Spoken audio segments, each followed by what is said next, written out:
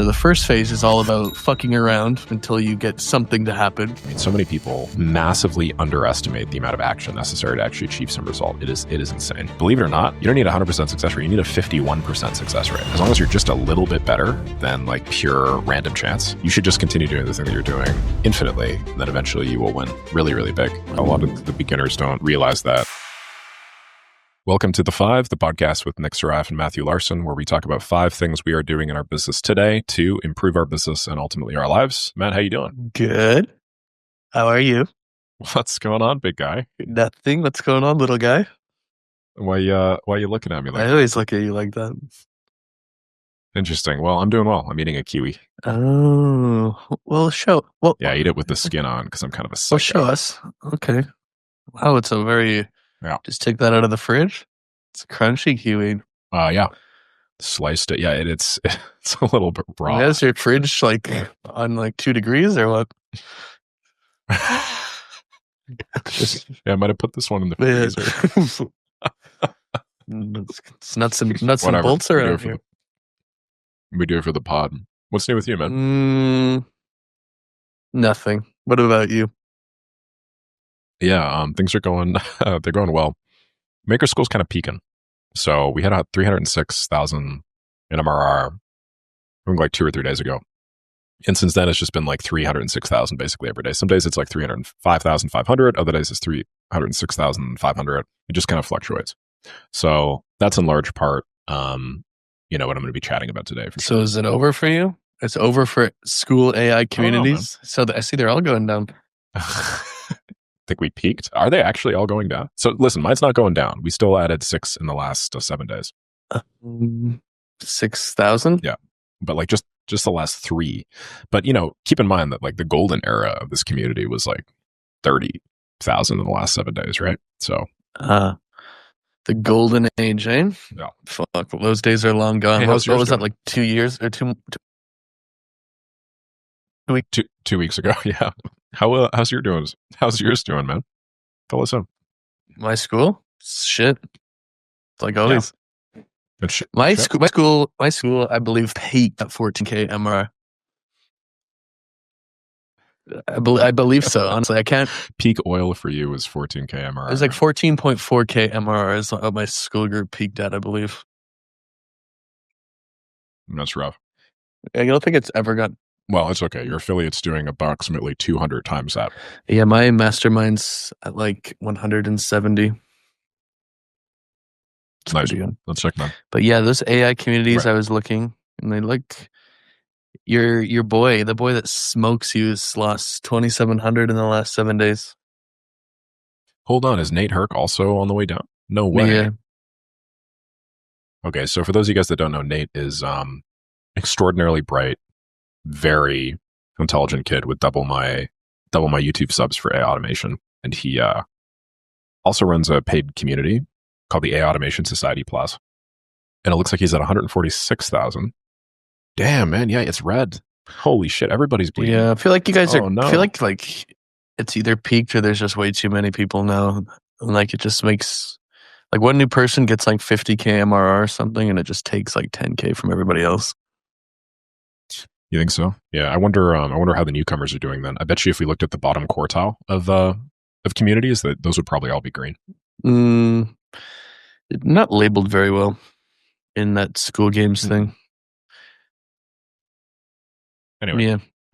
There's so many of them now. Like, I just see like, well, I guess it is in the tech section, but there's literally just like hundreds of them now.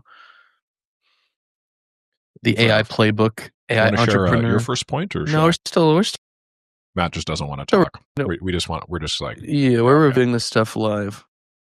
That's fine. So, what were you trying to get me to say? Might help if we shared our screens, Yeah.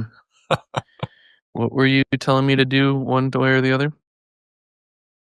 Yeah, you want to share your first point with us? What do you got? Yeah. So my first point is mixing AI with real footage for ads. It's actually very good.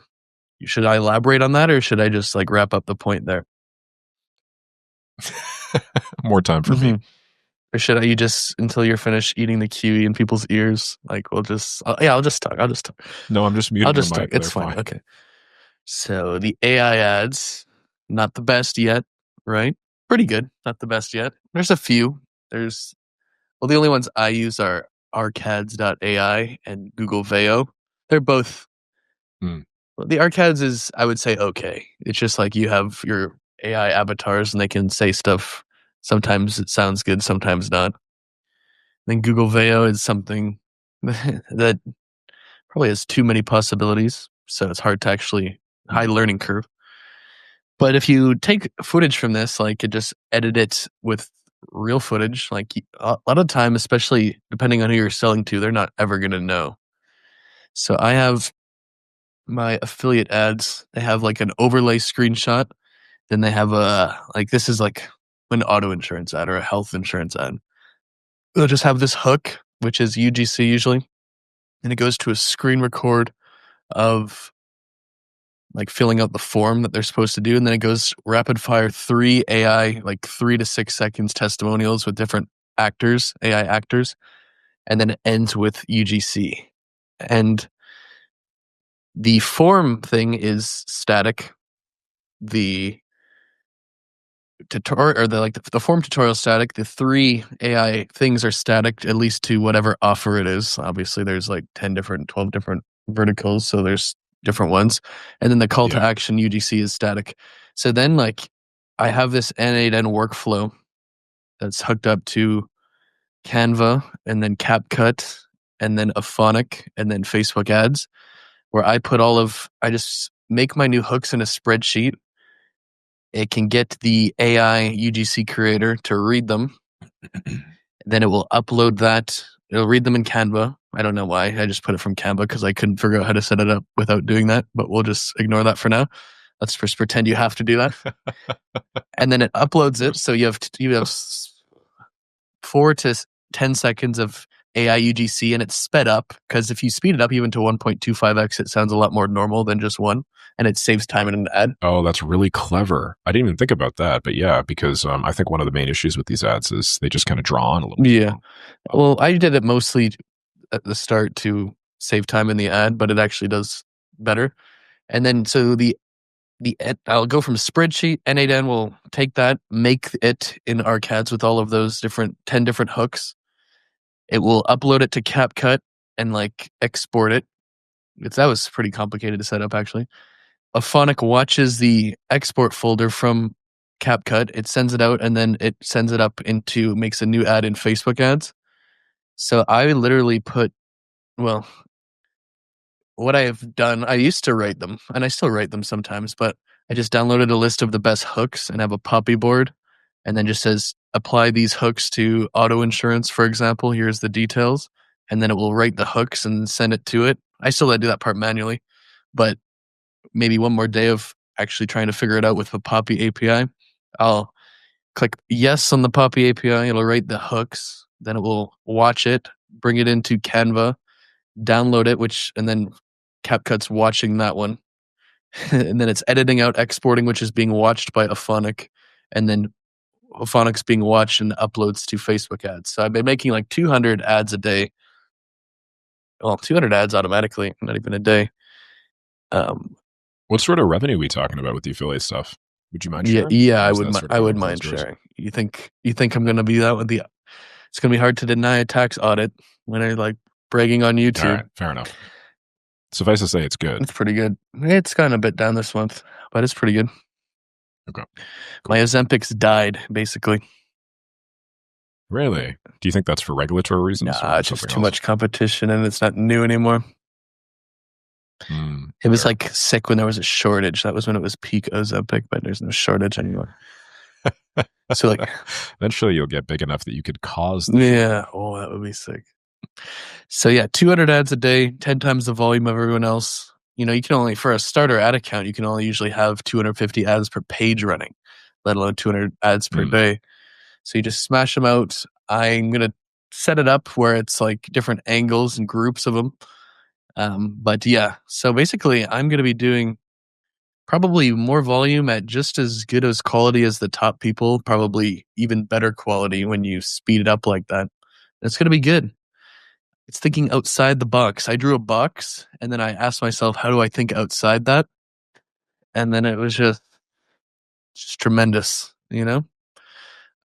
A tremendous, Yeah. huge. I even like made my voice in 11 Labs for this, and it sounds really good, but it just talks too slow in 11 Labs, and you can't make it talk any faster. I got an idea for you. Why don't you make my voice in 11 Labs and add them to your ads? If you want to film the outro, sure. I would be happy to, and I'd be curious to see which one performs better. Well, I don't have a tremendous voice. I'm sure yours is going to perform better. My girlfriend's voice. It's a huge My girlfriend's voice is the best so far for me. You got Sophia doing. You got Sophia doing the I do. for Yeah. it? I do. Nice, man. That must be cool. She's good at it. The problem, the problem with, let's just take auto insurance ads. If you're like have a finance agency or just any kind of finance, like you have to like label it in Facebook as like a financial product, basically. Because they just make you risk it gets denied. So, but when you have a financial product, or there's like some other ones, there's like politics and housing and shit. There's a few. The problem is like you can't set the gender or set the age because it's discrimination or some shit like that. So the problem with my problem with my one ads is it like women don't click on it. The cost per lead for women is like 4-1 for men, but when Sophia's ads go in there, men don't click on it. It's literally like, let me read some stats to you. It's crazy. I don't know how this is possible. So for my ads, and I like, if anyone has any ideas who actually listens to this podcast, like let me know. Like nobody actually listens to this, unfortunately. I don't think that's true. I hear about it all the time.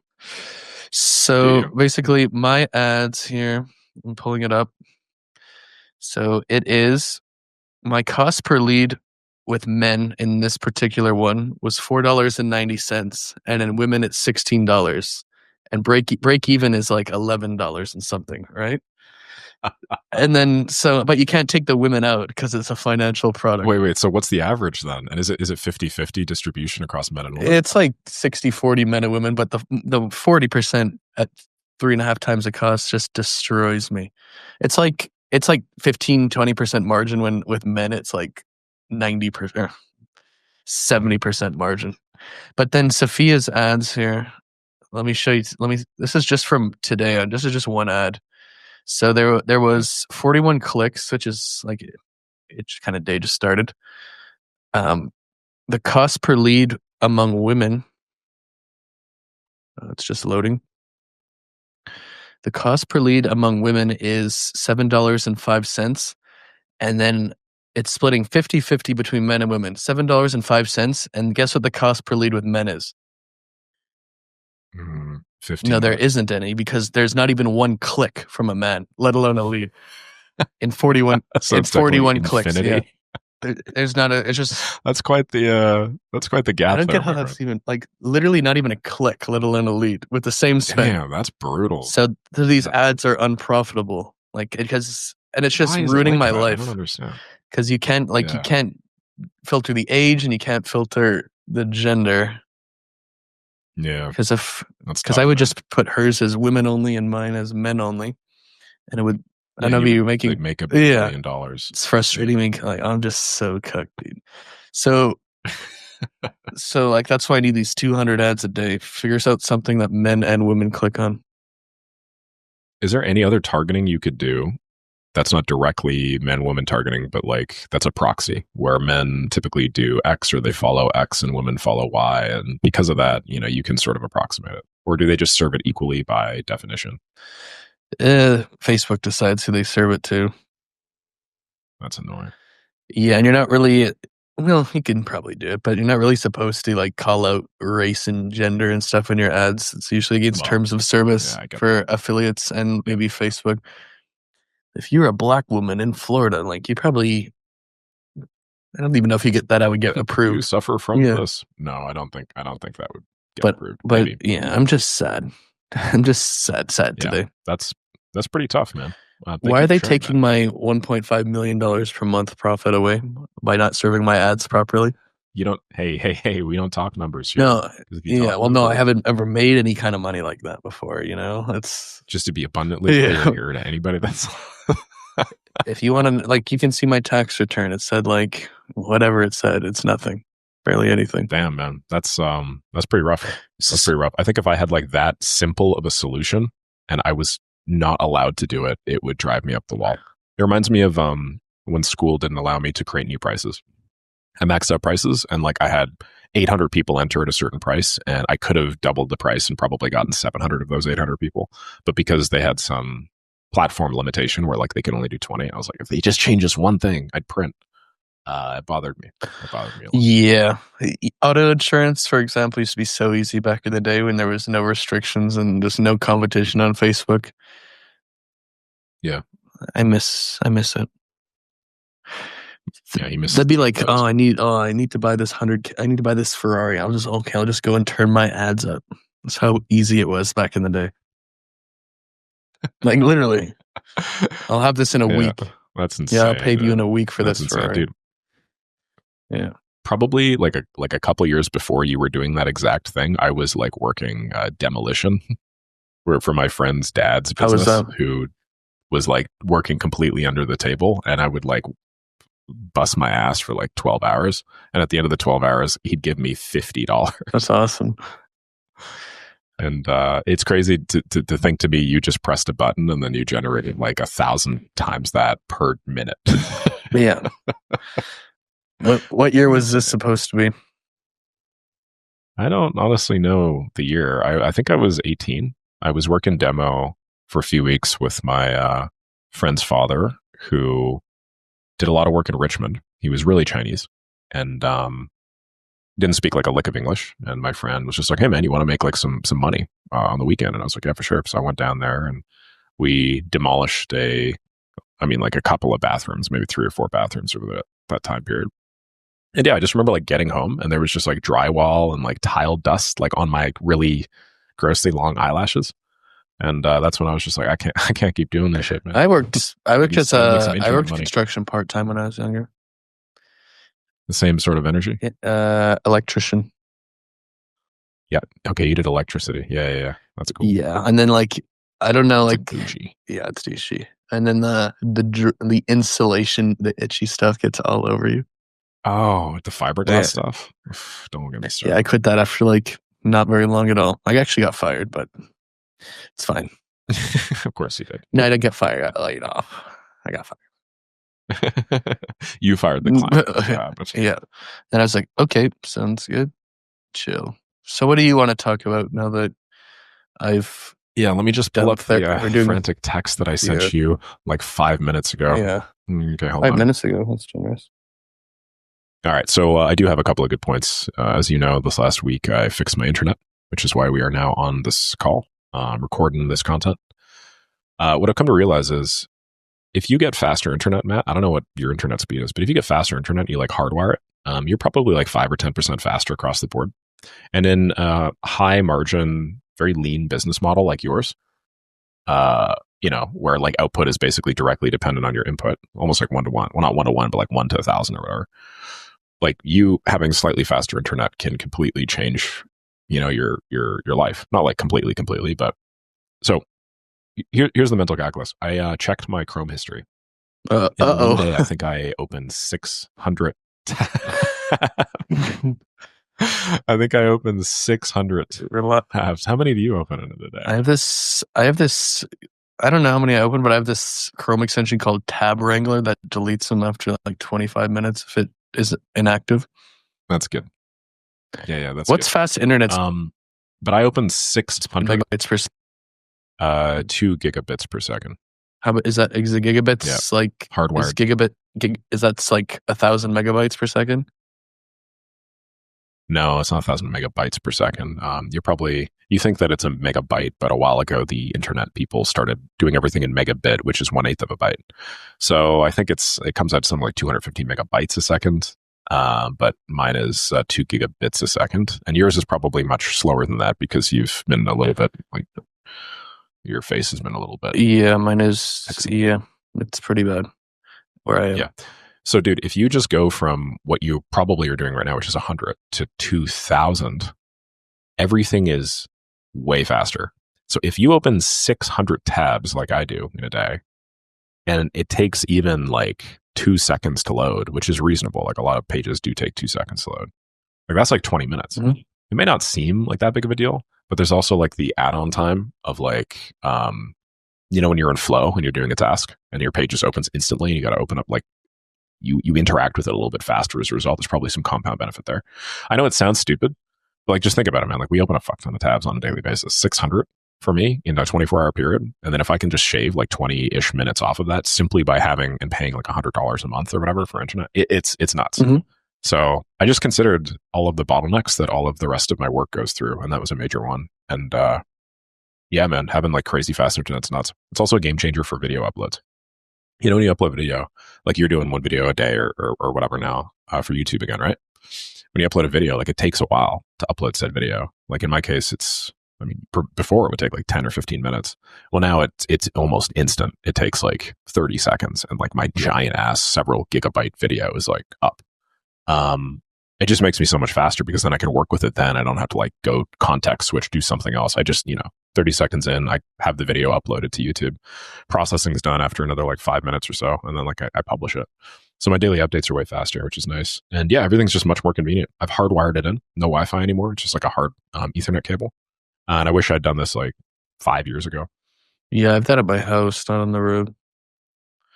I have 4 gigabytes GPBS at home, I believe. Yeah. Right now, I have like 98 megabytes per second or megabits per second. Megabits per second. Yeah, dude. See, that's pretty rough, man. I think there are probably some network engineers that'll come in and be like, no, it doesn't really make that big a difference. But like subjectively speaking, it's made a really, really big difference. Yeah. Not to mention, like a lot of the time I have multiple things going on. I'm uploading something, I'm doing something else. Really, really big difference for, I think, like the solopreneur business model. And it makes sense too. So I've taken this approach to like computing. So got like top of the line computer, spent $6-7 grand on it. I'd do the same if I were you, for sure. Just like get the most expensive, best of everything, even if like there's marginal diminishing returns. Like you might as well squeeze out that extra 1%. I've always had get like the nicest monitor. I've always had that. Think about like having a nice monitor, right?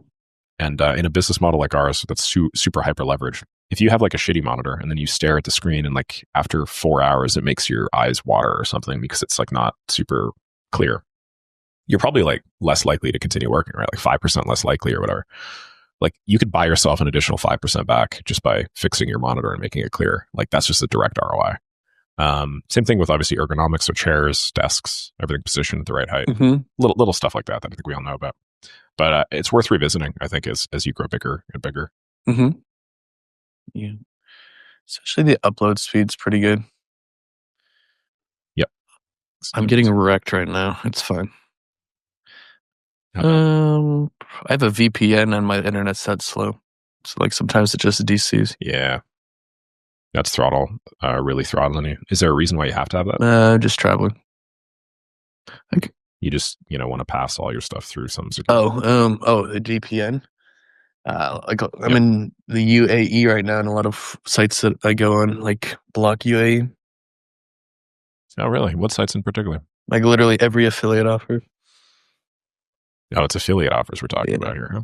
How many tabs do you have open right now? 12. Asking for a 12. All good, man. Yes. Cool. But yeah, that's my major hack, and it really is a major hack. Made a big difference in my life. I mean, like, where do you get opportunities just like make 5% more money? Yes, but it only matters if you're making like $300K a month. If you're trying to make 5% more money for the average person, that's going to be like $100. Yeah. Or even like, but still, $100 trade off. Yeah. It's like a flat thing, and then your work is more convenient. Like, I think that makes sense. Maybe like you do this the second you make $5,000 in a month. Yeah. I feel like you have bigger problems though. That's what I always like. That actually kind of leads to my other point, like bigger problems where I was thinking about it specifically because I like talk to too many people every day. Most of them are trying to run ads. And they're like sending me speed tests of stuff of their website. And it's like fine and it's great, but like that's not going to make your ads that don't work. You know what I mean? So I made this diagram. It's called the phases of ads, but you could probably apply it to anything. All right. So right now it has 4 phases. Yeah, 4 phases. So the first phase is getting 10 calls, because it's usually talking about getting agency like calls to sell your agency service. Because, you need to get 10 calls, in my opinion. Any retard can get one call if they spend like $3,000 or something, right? But if your ad gets 10 calls, like you can pretty well assume that's like a great ad, right? Or a good enough ad. So getting 10 calls is phase one, with essentially your offer. Like your offer, I guess that'd be your ads and your landing page, getting your first 10 calls. And that doesn't mean closing them. That doesn't mean doing shit. That just means getting your 10 calls. By the way, our podcast is rated explicit on Apple Podcasts and Spotify. That's because you use words like you just did, which I will not repeat. It's because I would rather we be not canceled. Right. Tomorrow. Phase number 2 here. Yeah. So phase number 1 is getting 10 calls. And then it does say, because any retard with enough spend could get one call. Maybe the explicit podcast actually be better. You ever think about that? Maybe people are like, oh, is that explicit? Phase number 2 is getting your first 10 clients with ads, which is different than 10 calls. This is like between phase 1 and 2, you're going to fix your messaging. You're going to fix your email flows. You're going to fix your landing page and your VSL, hopefully, and getting 10 clients with your ads. I would say probably most people don't even get through phase 1, and then most of those people don't get to phase 2, but then phase 3 and phase 4. Like phase 3 is we are doing like our first optimization of like, we're going to actually A/B test our landing page for the first time, and we're actually going to A/B test our ads. Usually that means our messaging. Sometimes that would mean like you're doing a talking head versus a screen share presentation, like whatever. And then phase 4 is like we're now hyper scaling that. Not a great example, but an example is now I'm putting on those 200 AI ads every single day and just trying to scale it. So the first phase is all about kind of just like fucking around until you get something to happen. Phase 2 is refining that fucking around to get something better to happen. Number 3 is now we actually have some strategy. And number 4 is we're doing just more volume.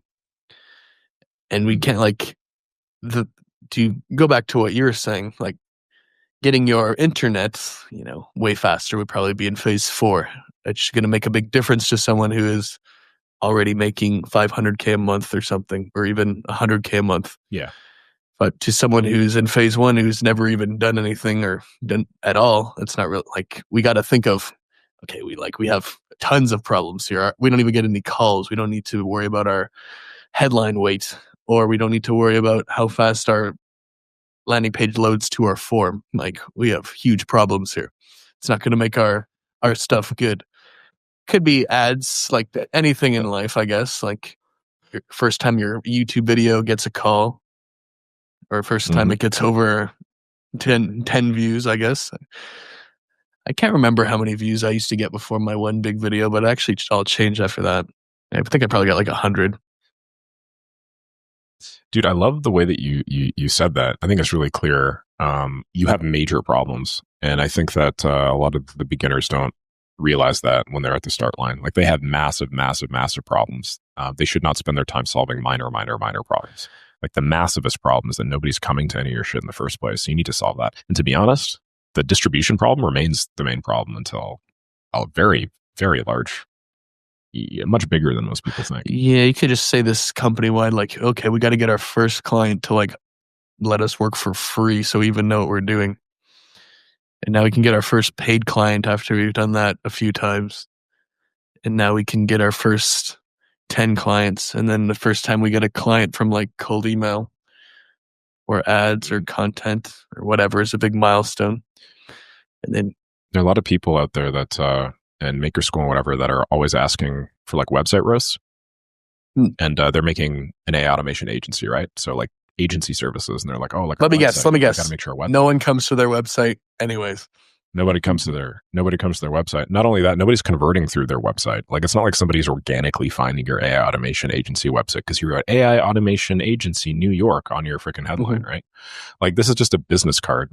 And just like a business card, you're only going to be in a position to give it to somebody if you are actually physically there shaking their hands. So you're going to have to generate the opportunity some other way. cold email, or they're going to have to come to you through some funnel or something like that. Your website is not the main contributor to your selling. Yeah, and it's really like you can be at phase, we'll just call it phase 1 through 4. You could be at phase 4 in one area, and you could be not even at phase 1 in the other area. Like you're could be at phase 1 for ads. You never ran an ad to get someone to buy Maker School. Yep. Yeah, phase 1 with my newsletters. Probably. I have not got one person from ads from my agency or from my mastermind yet. So I could be phase ultra 4 in one area and then phase 1 in the other area of the same thing. Well, I've never run daily volume. I've never run ads, honestly. Oh, okay. But I'm just saying. All right, so there's no volume right now. I maybe put like $200 of ad spend and it failed so bad I was like, I'm just going to go optimize my other ads and make YouTube videos. Yeah, it makes sense. And then like the fine line between just giving up because there's something better and actually sticking through with it, I guess is a tough one too. Very you true. Can make it. That'll be my last point. So you're gonna wait until I'm done my next point, and then you're gonna do your last point. But your last point directly negates my next point. What's my last point again? No. You're fine. You're fine. Listen. Okay. All right. Well, my next one is a massive action. I find it so interesting, the diversity of opinions surrounding how much outreach you need to do before you land your first customer. So I get people every day in Maker School saying something like, nothing I'm doing is working. I've thrown everything against the wall. I spent the last week trying my hardest and nothing's working. I need to change my strategy. What do you guys think I should do next? Some paraphrase of the thing that I see like every day. And then my first question is always, all right, well, you're missing the most important part here, which is how many times have you tried? And then they say, oh, I've sent 4 Upwork applications. So the guy the other day was like, I sent 16 and I'm feeling burned out and I don't think I can keep on doing this. I took like a Maker School wide, like community wide, almost mini survey. Like I didn't ask people, I actually went through and I calculated all the posts and stuff like that. And it looks like most people land their first customer after between 15 to 30 Upwork applications. That's approximately the average. So this guy is at the low end. He's not even like in the meaty part. And he's already being like, I'm going to quit. And it's like, no, you haven't even like given yourself a fair chance. So my point is on massive action. I mean, so many people massively underestimate the amount of action necessary to actually achieve some result. It is insane. I think one of the reasons why you and I have been successful, aside from your one super standout video, which you talk about as being like foundational to your channel or whatever, which I understand. But I think one of the reasons why is just because we just do 100x the volume of a lot of the beginners that probably look and then wonder why our approach is successful and their approach isn't. It's not actually that their approach is unsuccessful. It usually is unsuccessful, but it's not necessarily because their approach sucks. It's just because they haven't done enough of the approach, right? They've done like 1% of the approach required to make something work. Remember back in the day when we were talking about watch minutes on YouTube? Mm-hmm. Like the theory, to summarize, is basically, one of the reasons why my channel has grown so quickly is just because I published a massive amount of content. And I thought, well, you could probably map people's channel size and channel growth over the last year to the total number of minutes of content that they posted. And Matt and I looked into it, and we took a survey of a bunch of channels that we were interested in, mostly our competitors and stuff, and we found that was actually pretty true. Like the more content that people posted, the better that they did. It was almost like it wasn't like a 1-to-1 correlation, but obviously they're heavily correlated, right?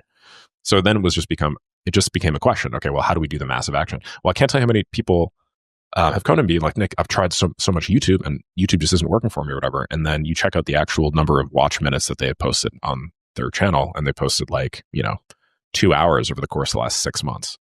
And it's like, I do 2 hours in like a 48-hour period, If you just stack those two next to each other, it's like almost 100x the action on my end. So it's unsurprising that you see 100x the results, right? I think you can apply this for anything.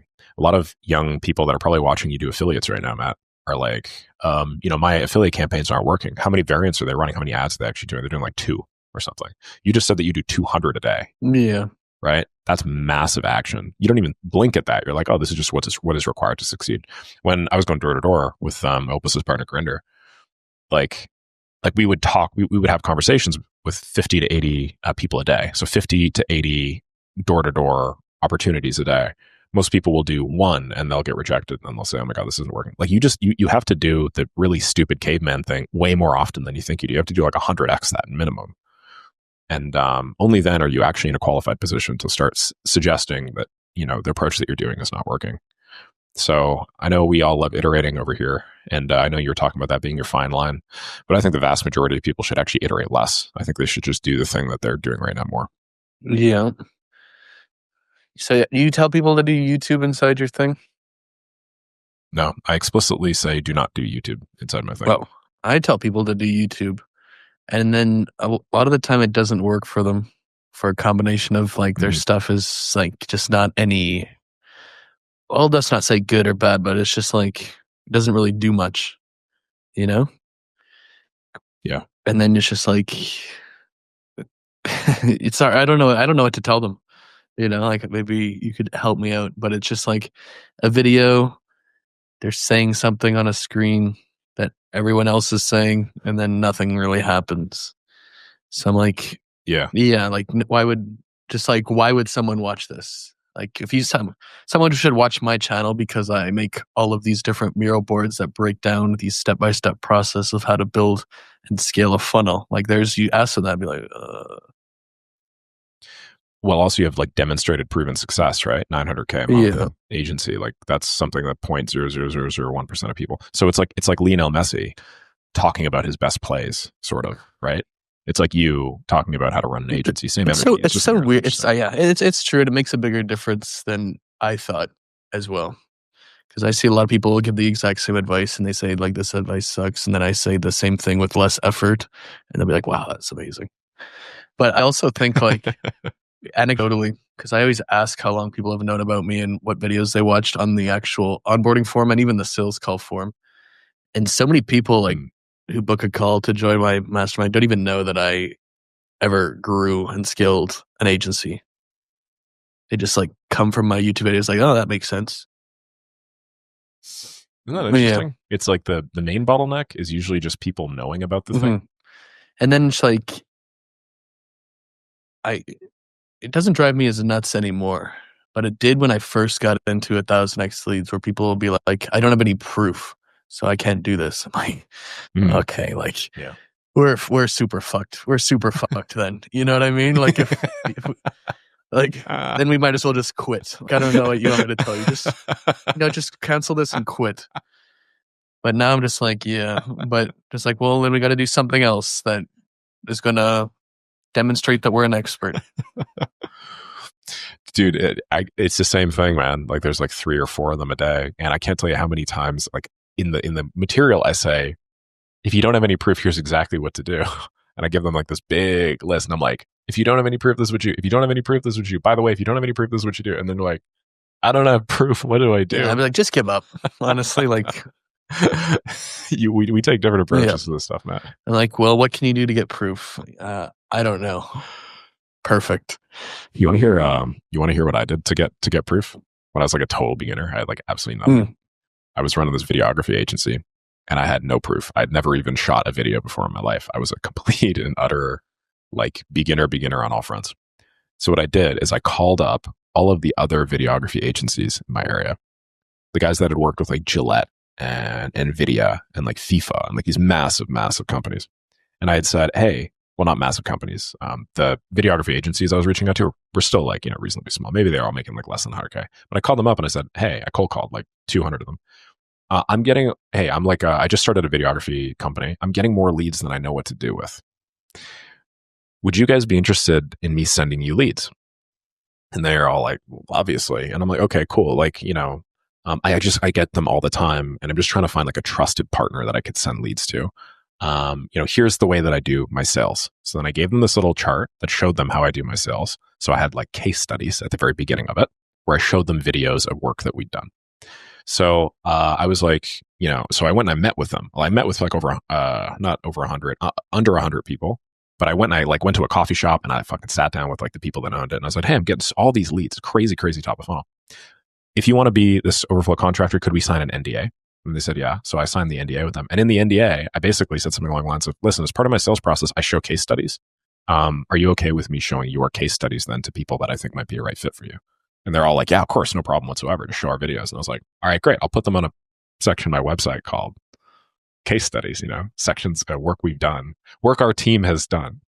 So, dude, I went from being a total noob with like absolutely nothing to having apparently my team had shot videos for FIFA and for NVIDIA and for Gillette. Dude, one was with Nicole Kidman, bro. I put Nicole Kidman on my website. So baby faced. And I was like, our team shot it. So, dude, I like bought myself social proof. It was hilarious. So that's the lesson. We just so you lie. can do that. If you don't have social proof, do that. Yeah, just lie. No, that's not true at all. That's not true at all.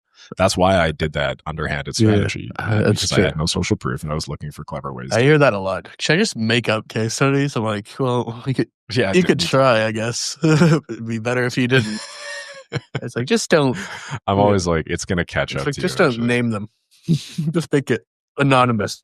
I helped a company make $1 million. Yeah, I helped this one company. Don't worry about it, what the name was, but it's huge. Confidential. Yeah, well, I'm under NDA, bro. Like, it's a classic one. Those NDAs, man, classic move. Mm-hmm. Have you ever actually have you signed NDAs? Like all the clients that have actually paid me good money, like none of them have made me sign NDAs. Might just be an industry thing, but mostly it's like digital marketing companies. They just don't give a shit. Nah, I mean, I've probably signed like 50 in my life. I don't know if that's a lot or not. Yeah. If you work with a Fortune 500 company, it's 100% of the time. Yeah, it's pretty standard. Mm-hmm. But like, that's my point. Yeah, I don't really get access to enough info like where they would want to make an NDA usually. Yeah, I feel that. It's like you're helping them with their like ads and something, which you could go look in the ad library. It's not really like a secret. True. And their content is going to be on the internet. Yeah, depending on the company too. It's like, what exactly is novel about this? I mean, obviously there's like confidential information, like lists that they have and like company names and stuff like that. Yeah, that's one thing. Yeah, but like proprietary intellectual property, I don't really get invited or added to their like workflow or anything. That's where like usually people's intellectual property is if they run a service company. It's almost always in their fulfillment. What are you saying next? The final thing of this video? Yes. Oh. Well, I think he's kept us waiting. I think it's a great thing to add to your points. And it's like, I have just entered a new niche to sell leads to, right?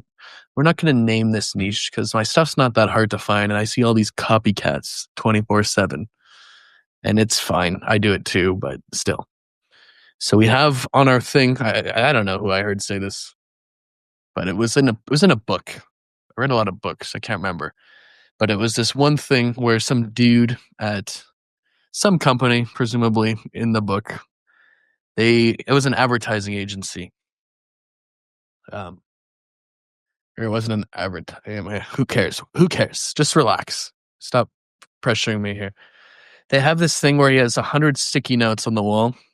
Well, I think in the book he had 25, but it was like, this is how many times we have to do it. This is how many failures we'll have until our ad campaign works, right?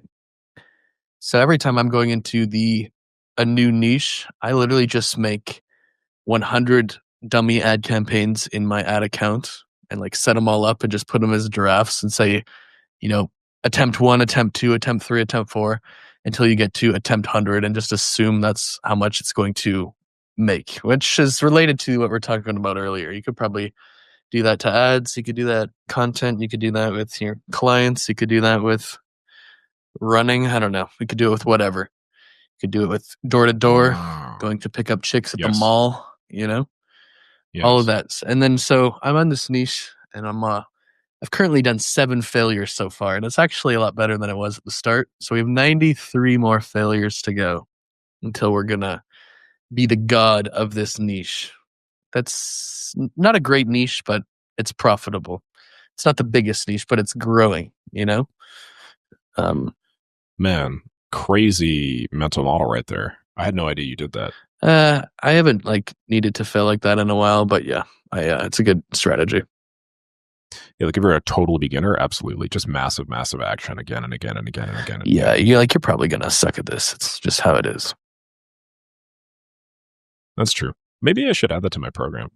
You're probably gonna suck at this. That's just how it is. I heard I think Alex Rosie say something about training people. He's like, if we're like arguing or I'm like interrupting every 5 seconds in this training process, that means we're doing a good job. It's kind of unrelated, but I think that's like pretty good too. Like I'm training you to do sales, true. and I'm going to interrupt you and say, no, say it like this. If I'm interrupting you 100 times, like that means we're making good progress or something. Just to like, it's 100 like trainings. Yeah, just to like set people's expectations like proper. I feel like myself was like, you get wrecked by unrealistic expectations. Like why haven't No, I'm constantly fighting against that. That's everyone. But it's just like, even now, I'm just like, oh, why am I not making $1 million a month off this offer after like 4 days? There couldn't be anyone possibly out there who's tried. It's just the easiest thing ever. Why am I not making $1 million? There's probably 100 people out there as talented as me, which is not a lot, but it's still a sizable amount. In like a film. There's 99 of them listening to this podcast. I know, but like, if it was that easy, all of those would be making millions of dollars per month. It's just like, just like when people. Another thing about that is like people like, how do I get good results for my clients? Like you hear this a lot with like ad agencies. I'm like, dude, if you could get 100% success rate, you'd be literally the richest person to ever exist. Like, why do you think you're going to get 100% success rate? Yeah, that's a good point. Yeah, actually, I guess if they knew it was going to work, they would pay $20 million for this ad campaign. That's why they don't, because they're not sure that it's going to work. I feel like it's like a gambler. Like everybody's like, okay, let me ask you a question. If you could play this game, okay, it's kind of a math question, where every time, okay, let's say you had $10,000, and then there was this game where every time you pulled a lever, you had a 70% chance of winning $100, and you had to spend, $71 in order to pull this lever. How would you go about determining how to allocate your money to this thing? Does that make any sense? All right, hold on one second. Try again. Hold on one second. I read this shit in a book once, but as Matthew Larson says, we both read a lot of books. Okay. So let's say you had a game. You had a choice of 2 games, actually. One game was a coin flip. Okay. And so 50% chance that it lands heads, 50% chance that it lands tails. Okay. If I gave you $1 million and it cost you 50 cents to buy into this game, how many times would you play the game? A lot. A lot. Would you play it until your money ran out? Yeah. Probably. But mathematically speaking, okay, anyway, this is a really shitty example. I think we fucked up this math here. No. It's not. The point is the expected value of the thing. Because if it cost you 50 cents to buy into this game, and then every time you did a coin flip, there was a 50% chance of winning, and then every time you made $1 or something like that, the expected value of your decision is 50 cents, right? So you doing a 50-cent buy-in is actually neutral. You could play that game theoretically infinitely for the rest of all time, and you would never make more money or lose more money given a law of large numbers. Mm-hmm. But if there was a 51% chance to play that, theoretically, if you just kept on playing, a 51% chance to win, theoretically, if you just kept on playing, you would eventually make like an infinite amount of money. Mm-hmm. Do you know what I mean? So you're talking about like everybody thinks they need a 100% success rate. Believe it or not, you don't need a 100% success rate. You need a 51% success rate. Mm-hmm. As long as you're just a little bit better than like pure random chance, you should just continue doing the thing that you're doing infinitely, and then eventually you will win really, really big. I love that. It's just a 51%, right? Like it's really not that hard to do. Like, dude, think about a stock picker guy that can like, pass or fail. 51% of the time he can make the pass decision. That guy's going to end up rich as hell. I believe Jim Simons No. or Simmons, like the best performing hedge fund of all time. He died not too long ago, actually. It averaged like 39% net growth for like several decades, like annual growth. Jesus. But it was like a private hedge fund. Like you can't really join like investor money in it. It's just like it was based off like mathematics and stuff mostly. It's like a super like the first super mathematical like algorithm based hedge fund. Right. I think that it's the most successful hedge fund ever, and I can't remember, but I read it was like 54% of their trades were successful. But you just like can make a huge amount, on that 4% spread, given enough money and enough longitude, right? Yeah, and he had a 44% performance fee because they got just so much. I don't remember the exact. Like, don't quote me on that. Definitely tell Tyler not to clip that. You know what I mean? Tyler, if you're watching this, we love you, but don't clip that. We just got an editor for the pod, which we're pretty sick. Yeah, it's pretty good. Thumbnails are no longer. It's pretty good, except I just saw that thing where I'm telling everybody to drink coffee and take nicotine and pray, and you'll be successful. It's like, okay. Have you tried doing? Yes.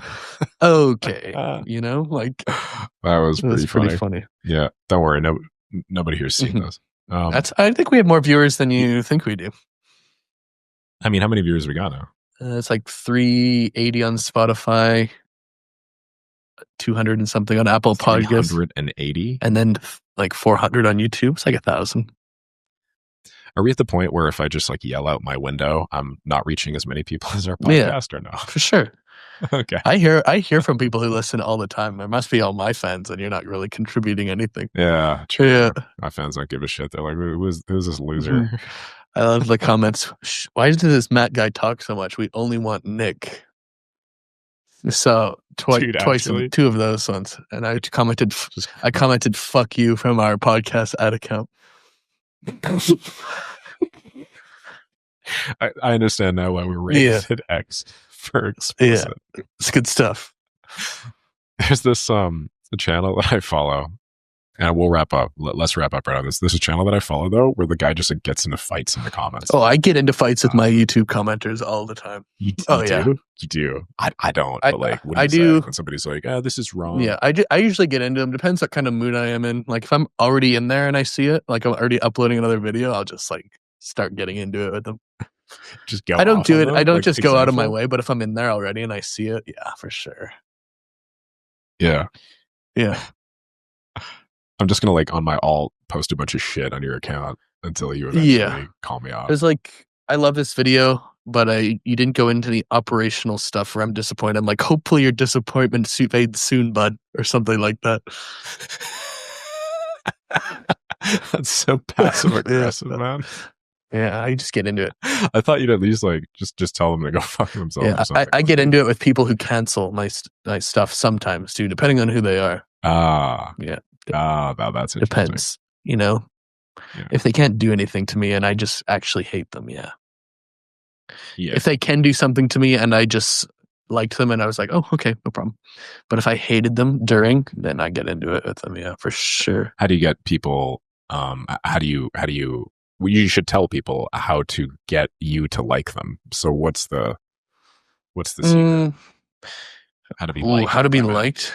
Don't ask me something that could be found in 1 second with ChatGPT or in the actual material. That's a good one. Fair. That's a good one. Yeah. Here, I actually have a list of rules. 1 second. So I actually tell them how to make me not hate them ahead of time.